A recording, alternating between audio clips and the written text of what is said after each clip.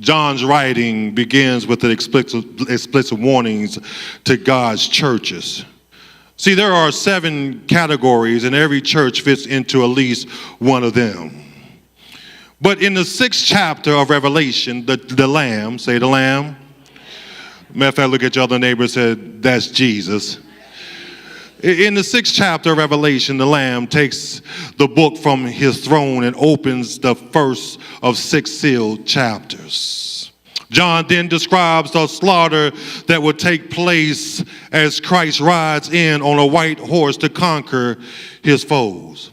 And with each seal or chapter that follows, various calamities and judgments are unleashed upon the earth and mankind.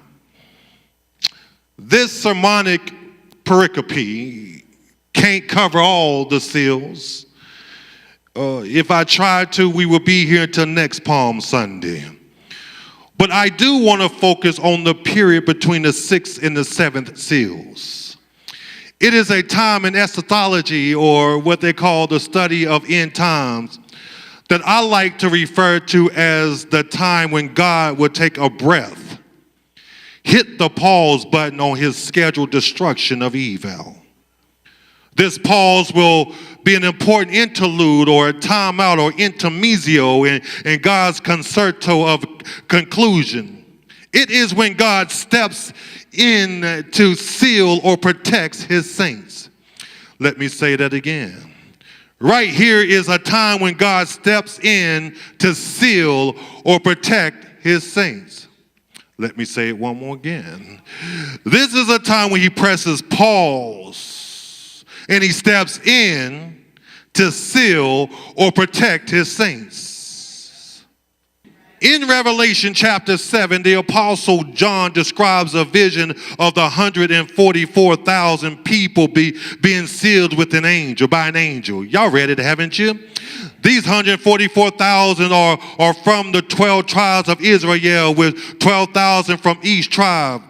Some believe that this 144,000 are a literal group of ethnic Jews, while others believe it's a symbolic representation of all the true believers regardless of race.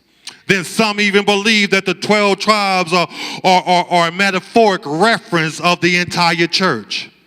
But regardless of the theological interpretation, the sealing is God's way of distinguishing his followers from those who follow the Antichrist. God makes it clear in Revelation that they will be sealed or protected from the mayhem that is coming. They will have a role in spreading God's message of hope during this tribulation period, but they will remain safe. Now, if you don't remember any of this after today, that's okay. We don't know when the seals will open. Signs of the times always seems to point towards the sooner than the later. But it is likely that you'll be here, but it's not likely that you'll be here anyway. Since we believe that Christ will have already come to gather his church into heaven, if not before the first seal is open, at least by the time of the opening of the 7th seal. If you're in that rapture number, and I pray that you are, you'll have a front row seat from the celestial balcony of heaven and safe in the arms of Jesus. But until then, we who are the saints of God celebrate Christ down here.